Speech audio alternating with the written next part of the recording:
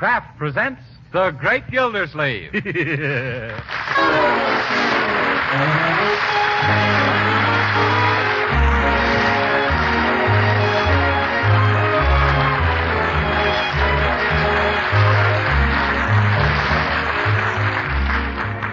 week at this time from Hollywood, California, Kraft presents Harold Peary as The Great Gildersleeve, written by Leonard L. Levinson. We'll hear from The Great Gildersleeve in just a moment. But first, I wonder what you mean when you use the word progress, because here's what I mean. Progress means making the old things better and inventing new things that are better than the old. Well, that applies to foods as well as to other things. And modern margarine is an outstanding example. Yes, modern margarine, like Parquet margarine made by Kraft, is certainly a lot different from the margarines of even just a few years ago. Yes, all you have to do is to try Parquet margarine once to know it's different and better because it tastes so deliciously good. That's why Parquet margarine is a favorite everywhere, both for table use and for cooking, too. Now, you all know that proper nutrition is necessary to national defense. Well, Parquet margarine is a wholesome, highly nutritious food. In fact, it's one of the best sources of food energy you could serve. And every pound contains 9,000 units of important vitamin A. So get acquainted with this nourishing modern margarine. Delicious Parquet margarine made by Kraft. Remember, it's Parquet. P-A-R-K-A-Y.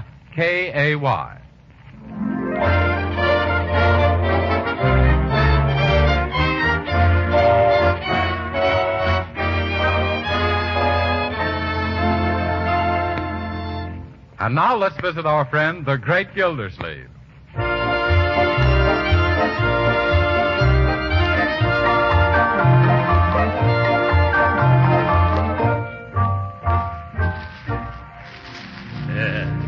Let me have some more of that green paper, Leroy.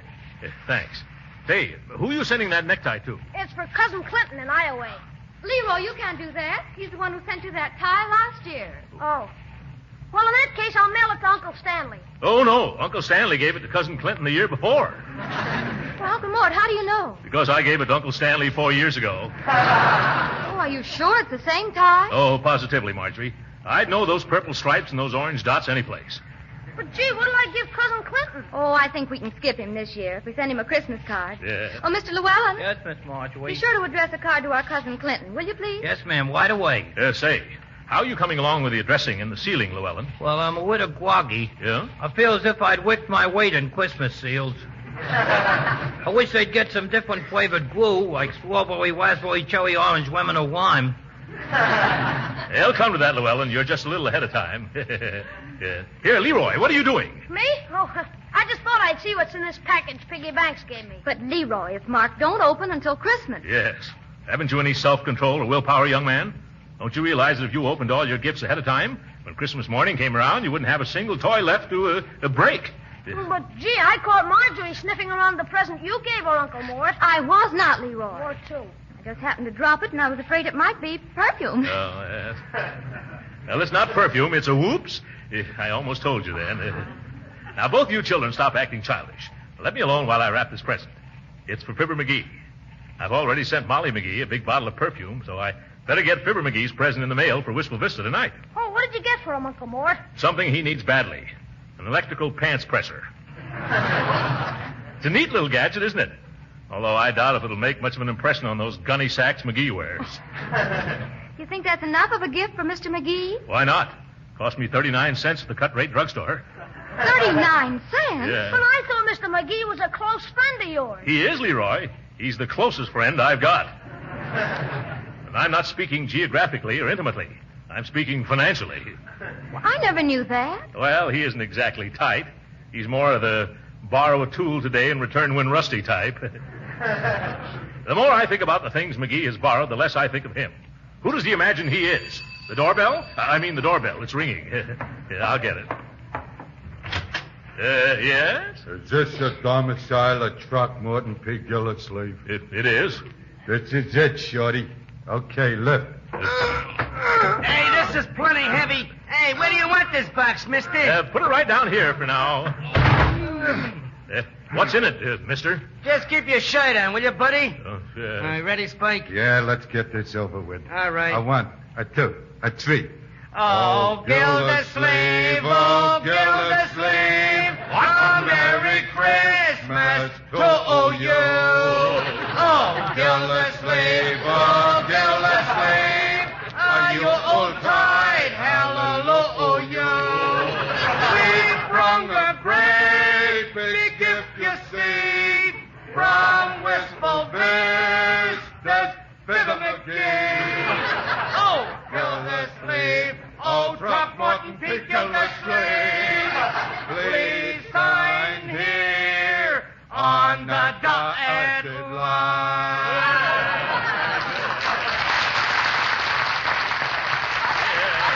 Wonderful. Well, singing expressman, eh? Yeah. We are something in the nature of an experiment. Oh, I see. You're doing it for the company to see if it's satisfactory, yeah? Oh, no, we're doing it for the men to see if it's remunerative. Oh, yes, I get it. Well, here you are, boys. A dime for each of you. A dime. Why, Spike, this guy ain't got no respect for music. Yeah, but he sure got a lot of respect for money.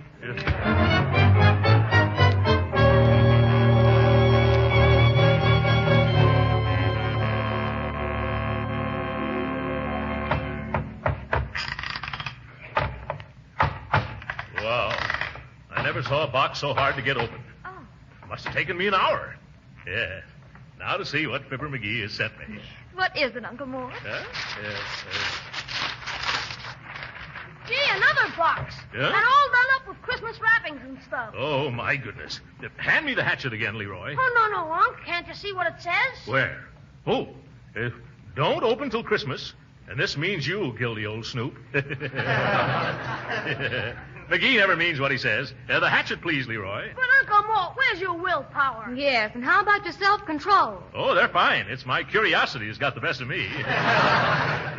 Oh, gee, let me take one little peek, will you, huh? Now who's acting childish, Uncle Mort? You're right, Marjorie. I wasn't setting you a good example. Hand me some of that ribbon, and I'll get this pants presser off to my old chum. Oh, what am I saying? I can't send McGee this dinky little present now. Why not? Because that box probably contains a large, valuable gift for me. Alongside of it, my cheap little crease iron will look like, 39 cents. What do you think you should do, Uncle? I better go right downtown and get him something better. Oh, I think that's very nice of you, Uncle Mort. It sure is. I think so, too. Now, in order to get an idea of how much McGee spent so I won't spend any more, don't you think I should take one quick little look as to what he sent me? No. All right, I was just suggesting. Say, if you're going downtown, you better hurry up. It's getting late and the stores are awfully overcrowded. Oh, I won't have any trouble. Get your cap and coat, Leroy. I'll be right with you, Unc. Are you taking Leroy through those mobs with you? Yes, Marjorie. He and I have worked out a wonderful system for Christmas shopping. Haven't we, Leroy? I'll say. What kind of a system? It's called the angle worm formation. Leroy goes ahead and figures out an angle, and I worm my way through.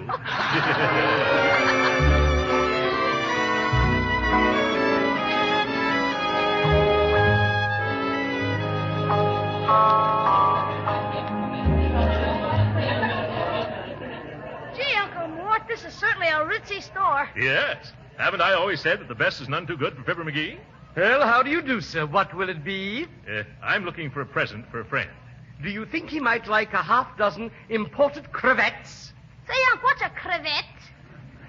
A cravat is a necktie that sells for $5, Leroy. No, I'd like to get him a more substantial gift. Oh, here's something. Maybe he'd like a dressing gown or a robe, huh? Why, yes, we have some lovely ones. Say, in the neighborhood of $100. Have you got anything in a cheaper neighborhood? Well, here are a few in the vicinity of $60. Oh, yes. This brown silk one would be exactly the right thing. If you have it in a smaller size and some other color and a different material and a little less expensive. Well, then I'll have to go back in the stockroom and see what we have there. If you'll just wait a moment. Don't worry. Yes. Quit trying on those derbies, Leroy. You can never tell who wore them before you did. But I only wanted to see how I looked in one, Unc. How can you see when they come down to your nose on you? Now, just stand still. Oh, Leroy. just the sort of person I'm looking for. Oh, Huh? excuse me, sir, but there's a little favor I'd like to ask of you. Certainly, madam. What can I do for you? Well, do you see that man standing over there at the sweater counter? Oh, you mean the funny-looking gent with the bat wing ears and the dirty look? Has he been annoying you? No, he's my husband. Oh, he is? Oh, well, I didn't mean that nice-looking chap. I was talking about the one in the checkered overcoat standing next to him. The fat guy that looks like a cross between a scow and a barge. That's the one who's my husband, sir. Oh. You see, I want to surprise him with this pretty blue robe for Christmas. Oh. But I don't know if it's the right size for him, so I thought that being that you two are of the same build... What? Do you think I'm as chubby as that tubby? No. Oh, now, please. I don't want him to suspect a thing. Why don't you help the lady out, Uncle Mort? Huh? Yes, why not? Here, let me have it, madam. Hold it up, Leroy. Okay. Thanks. Oh, this is so nice of you, really. Not at all. Would you care to have me parade up and down like one of those models? No, thank you. Now, just tie the belt. There. Oh, there. Now, turn around, please. Yeah? Oh, dear. What's wrong? Is my slip showing? Well, either I picked the wrong size or else you're stouter than my husband. No, see here, lady. Well, we can soon see. I have a tape measure here in my bag somewhere. Tape measure? I know Leo's size. Oh. Let me see. Oh, yes, here it is. Now, if you'll just put your arms up, I'll flip this tape around your waist and find out what size. Hey! What are you doing with your arms around that man? Oh, my goodness. Huh? He mustn't find out about the surprise. What? Pretend that you're my cousin George. I said, why are you hugging this fella, Fanny? Oh, Leo, it's Cousin George. I haven't seen him for years. You don't blame me for being glad to see my own cousin, do you? No, not at all. Glad to meet you, George. The pleasure's all mine. Voice still changing, huh? Yeah. Well, George, Fanny's told me all about you, but I always picked you as a different man. Well, I was a different man up till quite recently. Oh, it's just too bad that Cousin George is just passing through town and can't stop over for a visit. Huh? Aren't you, Cousin George? Who? Oh, me? Oh, yes, Cousin George. I just happened to be driving. Driving? I thought you hated automobiles. Do I? Yeah, didn't the automobile ruin your horse collar business? Oh, I don't know, did it? Oh, yes, of course. But I'm not one to hold a grudge. You're not? Well, not more than 20 years, anyway. Say, that reminds me. What's happened to Francis these days? Francis? Oh, he's all right. He? Since when is Francis a he? I mean, she's just dandy. I talked to her long distance only last night. Talk to her? How can you talk long distance to a horse? Well, you picked... Oh, that Francis. Yeah. I thought you meant the other Francis. You know the one I mean, don't you, Cousin Fanny? Of course. Your wife. Yeah. My what? I never knew you were married, George, old boy. Oh, well, it's all sort of a secret. We eloped to Niagara Falls. Niagara Falls. Boy, that's a hot one. What's so hot about Niagara Falls? Well, Leo just thinks it's funny that you'd elope to Niagara Falls when you've lived right there all your life. Oh, my goodness. Sorry, I can't stand around here, folks. I've got to catch a train. What about your automobile? I hate him again. Come on, Leroy. I'm coming, Pappy. So that was your cousin George, Fanny, and you got the nerve to criticize life. Oh, dear. Wait a minute, Uncle Mort. Where are we going? Out. Let's get away from there before that gorilla gets hep. But if you'll just He'll wait- wring my neck. How do I manage to get into such affairs? It was Cousin Fanny that did it. Where are you taking me, Uncle Mort? As far away as our chubby little legs will carry us. Now, don't dilly-dally, Leroy. But, gee, Unc, you can't scram like this. I can't, huh? Why not? By George, it was a lucky thing I kept calm and cool all through that encounter. But, Uncle Mort, What have you been but Uncle Morning about, Leroy? Come out with it. I've been trying to tell you all along. We've got to go back to the store. Why? You're still wearing that baby blue bathrobe. Oh!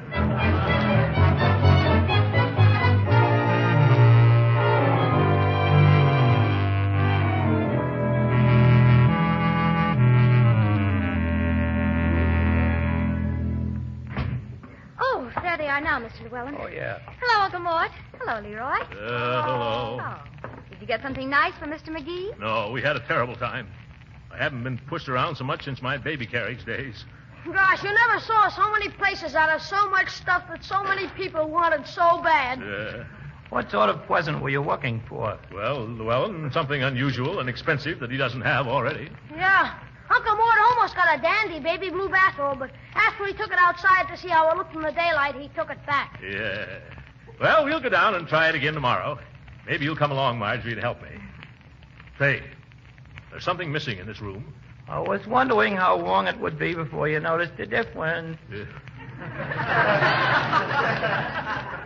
Well, what is it? Come, Llewellyn, don't be coy. What have you done? I took Mr. McGee's present, wagged it out of here, and walked it in the wampus room closet. You did, eh? And why did you do that? Oh, just so you could resist opening it before Christmas. Well, that took a lot of nerve. Oh, no, it just took a lot of strength. Yes.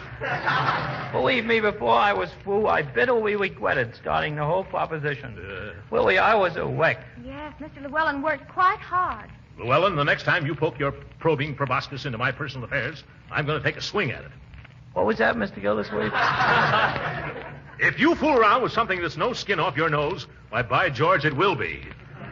Oh, please, Mr. Gildersleeve, don't lose your temper. Who's losing their temper? But you're raising your voice. Who's raising their voice? You're just angry because I hid your present. Oh, is that so?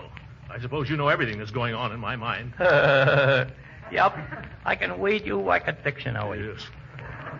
If you can read me like a dictionary, why don't you turn to the letter D and under discharged? You'll find that's where you are. Why, Mr. Gildersleeve, what do you mean? I mean that you're fired, dismissed, finished, sacked. Now, do you understand? Well, all right. If that's the way you feel. Goodbye. Goodbye, Miss Marjorie. Goodbye. Goodbye, Leroy. Goodbye, Mr. Llewellyn. What's he getting so huffy about? I never saw such an excitable fellow in all my life. But the man has got no Christmas spirit. Making me fire him right before the holidays. Hey, he didn't get his pay, did he, Uncle Mort? By Jove, that's right. You better run after him, Leroy, and tell him to come back for his money. Okay, Uncle Mort. And Leroy. Yes, Unc? Tell him if he behaves himself, he can come back to work. Sure. He had no right getting me all worked up after a hard day's shopping. I'm not an unreasonable man, am I, Marjorie? Of course not, Uncle Mort. Yeah, I'm just as nice as the next man. Sometimes nicer, too. I couldn't see him anywhere, Uncle Mort. You mean he's gone? Well, it was snowing rather hard. Oh, jumping jeeps. I've turned him out into the cold with only a thin mackintosh. Oh, now don't you worry, Uncle Mort. Just call him at his hotel tomorrow after you've both cooled off. Yes, of course. Oh, I can't do that. I don't know where he lives. Do either of you? No, I don't think so. Not me. Oh, my goodness. I'm a cad. I'm a bounder. No, not a bounder, just a cad. I won't be able to look myself in the face the next time I shave. What'll I do? Say, maybe Bertie knows where he lives. Oh, yes, Bertie. Maybe she does. I'll go find out. Bertie? Yes, sir? Do you know where... Llewellyn, what are you doing here? Oh, just eating my supper, Mr. Gildersleeve. Oh!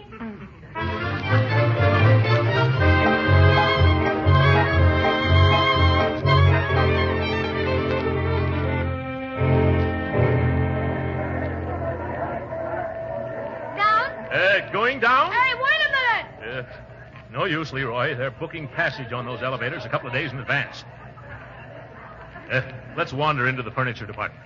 Well, we've looked every place else for a present. Maybe we'll find something there. Yes. I wasn't thinking about Fibber McGee's present, Marjorie. I only wanted to rest. My feet ache clear up to my shoulder blades. Oh, poor Uncle Mort. Yeah. Look, here's a nice big leather chair. Huh? Try it, why don't you? Oh, thank you. I will. Very comfortable. Now, if I could only take my shoes off, but there I go, daydreaming again. Say, look at the buttons on the arm of this chair. Huh? I wonder what this one does. Ooh. Help me. The chair is now a bed. Oh, Leroy, now look what you've done. Gee, the back goes down and the bottom comes up. Here, I'll give you a hand, Unc. You know, on second thought, this is so nice, I think I'll take 40 winks. Wake me up in 1942, will you? Uncle, you can't sleep there. Oh, yes, I can. Watch me. Say, this is certainly a great invention. Now, I wonder what this button does. You spoiled everything. It's a chair again. How do, folks? Interested in the Snorwell reclining chair? Oh, is that what it is? Well, mighty cozy little one-man couch. And an ideal Christmas present for father, husband, friend, or boss. Uncle McGee, how about it? Yes, Uncle McGee. How about it? Yes. Say, that's not a bad idea. In fact, it's the best one I've had so far. Let me tell you about some of the Snorwell features. Oh. 3 comfy, cuddly positions. Yes? Sitting, snoozing, and sleeping. Made of the toughest bull leather. Overstuffed, underslung. Why, you couldn't be more tickled if you bought a feather bed. Huh? Buy one for the rest of your life. Catch on? Yes. Oh, brother. Now, there's a salesman. What do you think, Uncle Mort? Well, how much is it? $39.95. That's without any of the accessories and attachments, of course. Oh, You yeah. mean it's got attachments like a vacuum cleaner? Yes, sir. The Snorwell is the first fully mechanized chair. Well, I'm interested now. This is for a friend of mine who is rather mechanically minded. Yes? Yes, he invented an illuminated sundial once. For cloudy days, you know. Huh? No, you wouldn't know. Let me show you these features. Here's the overhead reading lamp, also dandy for shaving. Yes. Then we have a combination ashtray and cigar lighter that appears and disappears at the touch of a button. What does it do with the ashes? Dump them under the rug? We also have an electric clock and a compartment for sandwiches with a tank for ice water. Gee, it does everything but sing you to sleep. Yeah. It'll do that, too. What? For $24 more, we'll put a little radio inside the headrest. My goodness, if you tack a mailbox on the side of this chair, you could live in it. Oh, this one seems a little damaged. Look at this crack in it. Crack? Yeah. That is no crack. What? It's a slot for old razor blades. Yes. Gosh, do you know, Uncle, the more I hear about it, the more I'm convinced that this is just the present for Mr. McGee. So am I. Young man, how much would one cost with all the accessories? Well, the Super Deluxe Shoot the Works model sells for $119.95. Oh, my dear. But what do you think, children? Oh, yes, take it. What do you got to lose? $119.95. But I guess I'll do it just the same. Gee, I knew I'd sell one of these someday. What? Where is it to be delivered, sir? It goes to Fibber McGee, 79 Wistful Vista, Wistful Vista. Yeah. Can you have it delivered there before Christmas? Yes, sir. We can send it out by express this afternoon. Yeah, good. Charge it to Throckmorton P. Gildersleeve. Here's my card. Thank you, Mr. Gildersleeve, and season's greetings. Yeah. Merry Christmas to you. Come on, you two. We can go home now. Certainly is a load off my... Well, hello, Judge Hooker. Christmas shopping, I see. Oh, hello, Gildersleeve. How are you, Marjorie? Just fine, Judge Hooker. Season's greetings, Judge. Thank you. You all look so happy there can only be one reason. Yeah? You've just finished buying the last of your holiday gifts. Yes, that's it. And it certainly was a humdinger. Yes, sir. It was for... Leroy, let's keep it a secret. It was for a certain very good friend of mine, Judge. Oh, yeah? Yes, a real pal, you know. Well, we'll be seeing you. Come on, children. Let's make another try for the elevator. Say, could that present be for me? After all, I have been a pal to him. I'd just like to know. Young man. Yes, sir? My friend who was just here, he told me what he bought, but it slipped my mind. What was it again? Oh, it was a present. A Snorwell reclining chair with $80 worth of accessories. Well, that must be for me. Gildersleeve broke the springs in my best lounge chair, and now he's making up for it. Say, now I'll have to get him something better than that flashlight I bought him for Christmas. Thank you, young man. Thank you. Goodbye. Bye-bye. Gee whiz. So that's Fibber McGee.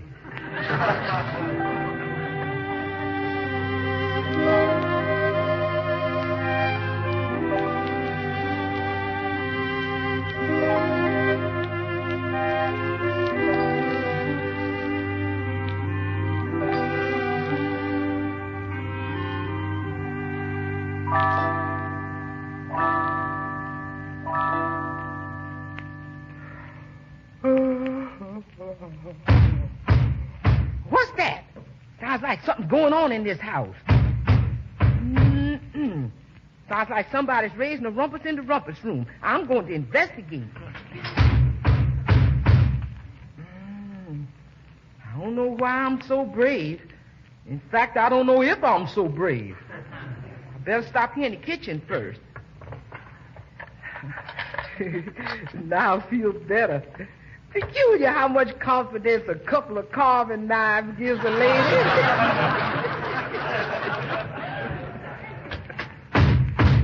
Stop what you're doing. I got you surrounded. I got you covered. Bertie, what are you doing here at this time of the night? Oh, Mr. Gildersleeve. Oh, my goodness. I thought it was a burglar. Yep. Oh, my stars and the firmament. That was a burglar. Huh? What's that all chopped up, Mr. Gildersleeve? Oh, chopped up? Oh, well, that's the present Mr. McGee sent me. Oh, then that means there wasn't no burglar nohow. Huh? Honest or truly, Mr. Gildersleeve, you ought to be ashamed of yourself What? scaring folks at 3 a.m. in the morning and sneaking around in your pajamas, snooping at your Christmas presents ahead of time. Lucky I caught you before you got it open. Now, you go on back to bed. Yeah, but Bertie. Go on now, get. You understand what that is? No. You know what you is? No, what? You is a problem uncle, that's what. Good night.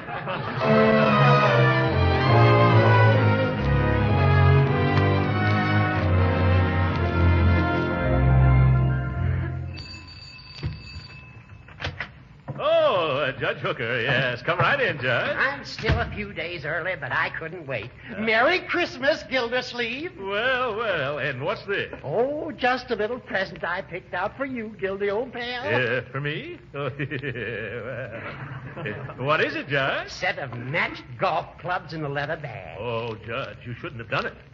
By the way, I've got something for you. Oh, no. Why, I didn't expect anything. Well, it isn't very much. Oh, I'll bet it isn't. Yeah. I had it right here in the hall. Yeah? Oh, yes, here it is. This little box. Huh? This little box? Huh? Oh. Yeah. Oh, thank you very much, Gildy. Oh, won't you come in and look at our tree, Judge? No, I've got to be getting along now. I feel a headache coming on. Oh. Goodbye. Goodbye, and thanks for the wonderful present, old pal. Welcome. Goodbye. Yeah. Say, Marjorie, look at the dandy golf outfit Judge Hooker gave me for Christmas. Oh, look at that. It's beautiful. Yeah. What did you give him, Uncle Mort? The pants presser I almost sent to McGee. Hey, will you two come into the rumpus room? Oh, sure. Come on, Marjorie. What is it, Leroy? Look at this. Somebody tried to get into the box Fibber McGee sent Uncle Mort. Oh, why, yeah. Chips and splinters all around, and holes in the box. Why, who could have done it, Uncle? A mice. Hey, we better take a look inside to see if it's damaged any. But it's still 4 days till Christmas, Unc. Well, but who knows what's happened to it? We better act quickly. Let me have that hatchet. Thank you. Of course, you know I'd never open it under ordinary circumstances. There. Put the lid someplace, Leroy. Well, everything's all right so far. At last. I'm so excited I can hardly tear off the wrappings. Now we can see what we can see. What's this? Oh, a card. Dear Chum Gildy. Oh, good old Fibber. Merry Christmas and a Happy New Year. And here's your old lawnmower back. Signed, Fibber McGee. Oh!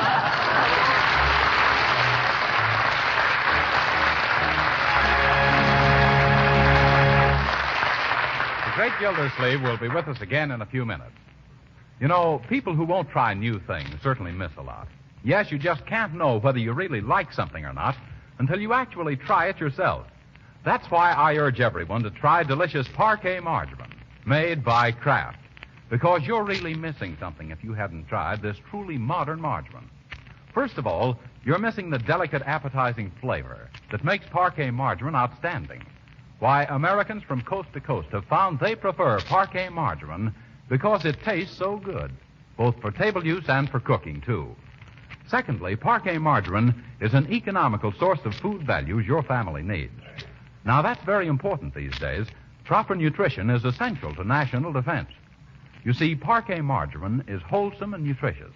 It's one of the best energy foods you could serve.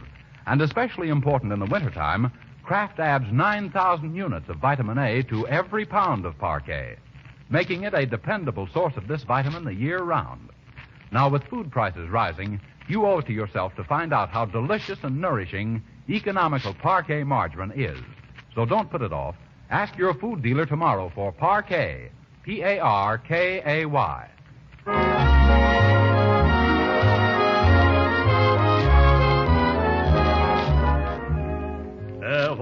Hand me those pajamas, Leroy. Here you are. Yeah, thanks. And to think that now that extra shirt, Marjorie. It's in the bag already, Uncle. Oh, well, I'll show him a thing or two. Excuse me, Uncle Mort, but where are you going? To Wistful Vista, my dear. I'm going to try and get back my $119 chair before it's delivered to Fibber McGee's house. You aren't going to be way over Christmas, are you? Oh, no, I'm just going to be there Tuesday night. And remind me on the way to the station. I've got to stop at the cut-rate drugstore. What for? To get McGee another pants presser. Merry Christmas, everybody, and good night.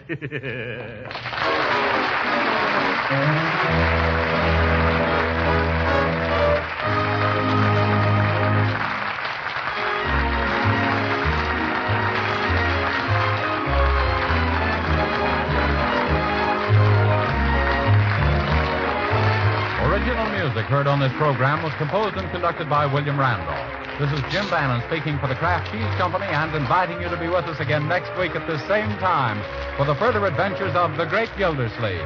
This is the National Broadcasting Company.